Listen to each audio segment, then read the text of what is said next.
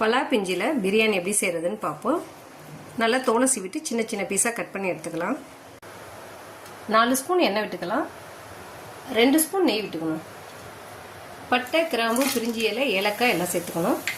2 cut பண்ண பெரிய வெங்காயம், 1 டீஸ்பூன் இஞ்சி பூண்டு பேஸ்ட், 3 பச்சை மிளகாய், மீடியம் சைஸ் தக்காளி 2, தேவையான அளவு உப்பு, 1 டீஸ்பூன் சாம்பார் பொடி, 1/4 டீஸ்பூன் மஞ்சள்தூள், 1 டீஸ்பூன் தனி மிளகாய் தூள், 2 ஸ்பூன் பிரியாணி மசாலா, 1 ஸ்பூன் தயிர். கட் பண்ணி வச்சிருக்க பலாக்காயை சேர்த்துக்கலாம்.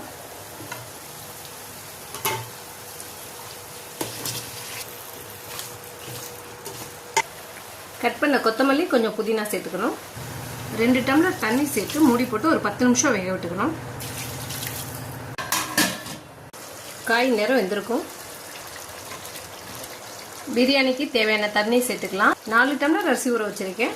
அதுக்கு 8 டம்ளர் தண்ணி சேர்த்துக்கணும். தண்ணி நல்லா கொதிச்சிருச்சு. இப்போ அரை லெமன் புளிஞ்சு விட்டுறலாம். ஜீரக சம்பா அரிசி அரை மணி நேரம் ஊற வச்சு வச்சிருக்கேன். அதை இப்போ சேர்த்துக்கலாம். நல்லா மிக்ஸ் பண்ணிட்டு உப்பு காரம் இப்போ செக் பண்ணிடலாம். மூடி போட்டு மீடியம் ஃப்ளேமில் வச்சு ஒரு 10 நிமிஷம் வச்சுக்கலாம், வேகட்டும். 1 ஸ்பூன் நெய் சேர்த்துக்கலாம். நல்லா மிக்ஸ் பண்ணிவிட்டு இப்போ தம் போட்டுடலாம். தோசைக்கல்ல வச்சு அதில் பிரியாணி தேக்ஸா வச்சிடலாம். மீடியம் ஃப்ளேமில் அடுப்பு இருக்கட்டும்.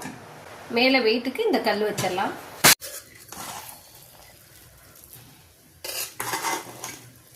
சூப்பரான பலாக்கா பிரியாணி ரெடி.